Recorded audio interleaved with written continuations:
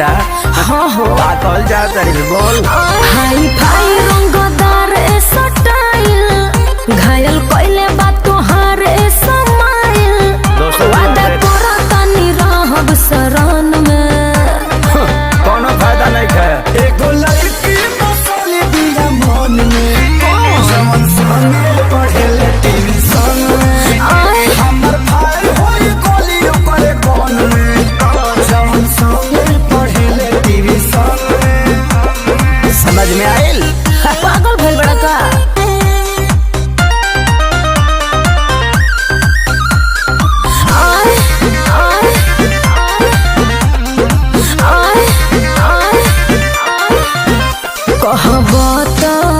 तोहरे ही स्कूल में नाम लिखवाले सारा दुनिया से लड़के जोड़ी तोहरे संगे बना ले। बन गई रामा तो कुछ करबे रे तोरा हाथ न आई बड़ी अपना माई के बतहिया ओकरे के बनाई बरे खर्चा से अपना घुमाइब लंदन में सोना हो। चुप एगो लड़की बसल दिया मन में जवन संगे पढ़ेले टीवी संगे ओकरे संगे शादी होई लगनी जवन लड़की पढ़ेले टीवी संगे।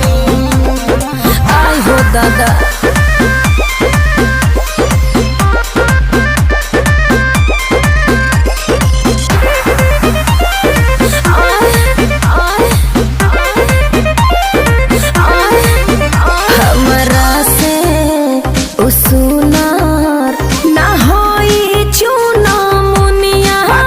भल साटे माथे पर बिंदी चाहे के तो नो पेनी नो थुनिया मुँह पर मेकअप मारी के ते तो चमकत बाड़े रे झूठो पवन खेसारी लगवा ते तो झमकत बाड़े रे आ फांसी डाल बोढ़नी से गरदन में फसाइबे